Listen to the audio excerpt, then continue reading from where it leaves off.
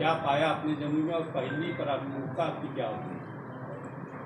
सबसे पहले मैं संसद का चुनाव जीतने के बाद ये मेरा पहला दौरा है।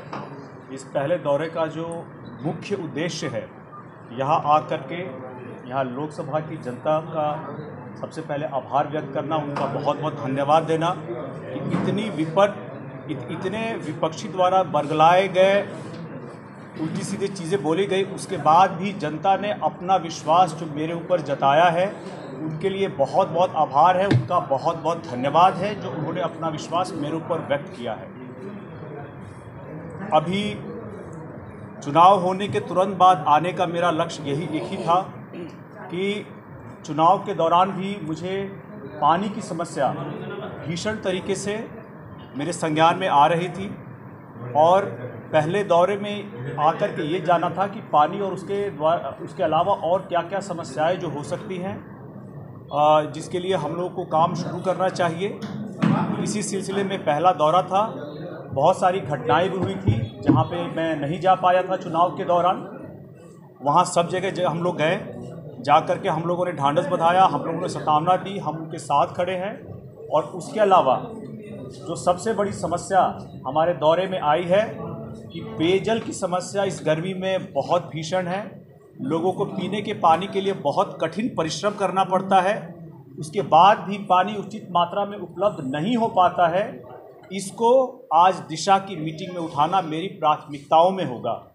इसके अलावा जो सिंचाई है, अभी धान की उपज शुरू होगी, धान की खेती शुरू होगी, लेकिन उसके लिए प्रचुर मात्रा में पानी, सिंचाई की पानी का क्या ये अवेलेबिलिटी है, इसके बारे में भी प्रशासन से बात होगी, क्योंकि लोगों के समक्ष ये समस्या है कि सिंचाई के लिए भी भरपूर मात्रा में पानी नहीं मिल पाता है।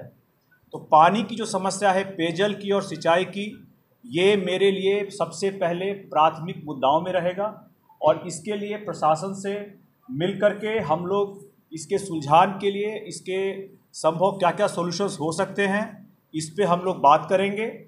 इसके अलावा कुछ और समस्याएं हैं, जैसे रोड की समस्या है, कहीं बिजली की समस्या है, कहीं पे अंत्योदय योजना की समस्या है। तो वक्त के साथ साथ सारी समस्याओं पे बात होंगी, लेकिन आज सबसे महत्वपूर्ण मुद्दा जो प्रशासन के समक्ष दिशा में जो रहेगा, जिस पे मेरा पूरा अटेंशन रहेगा, मेरा पूरा उसके ऊपर फोकस रहेगा, वो रहेगा पेयजल की समस्या और सिंचाई की समस्या। रोड मैप तैयार हुआ है कि अगले 5 साल हम तो कैसे विकास करना है, दोनों को कैसे आगे बढ़ाना है, तैयार हुआ है या होगा? जब तक जनता से मिलेंगे नहीं, हम लोग को समस्याओं के बारे में एक खाका तैयार नहीं होगा।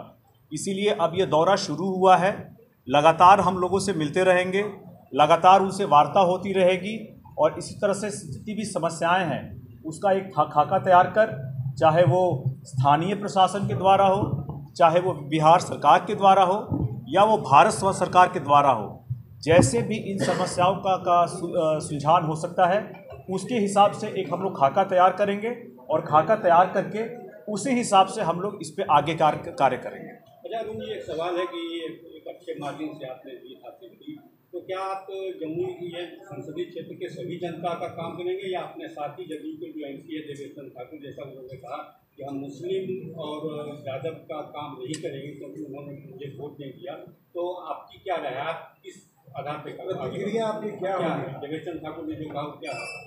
देखिए, मेरा ये मानना है कि जब आप सांसद निर्वाचित होते हैं, जनता के द्वारा चुने जाते हैं, तो आप पूरी की पूरी लोकसभा के जनता के प्रतिनिधि होते हैं।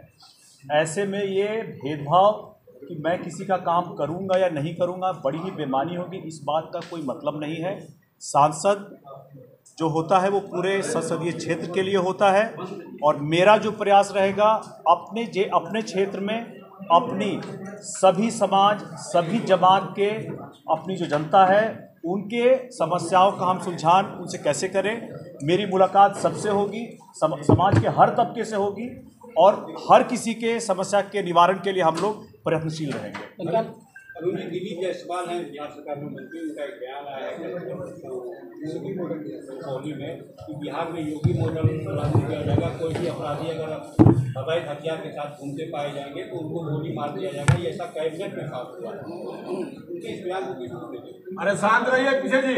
मेरे संज्ञान में इस तरह का अभी फ़िलहाल नहीं आया है।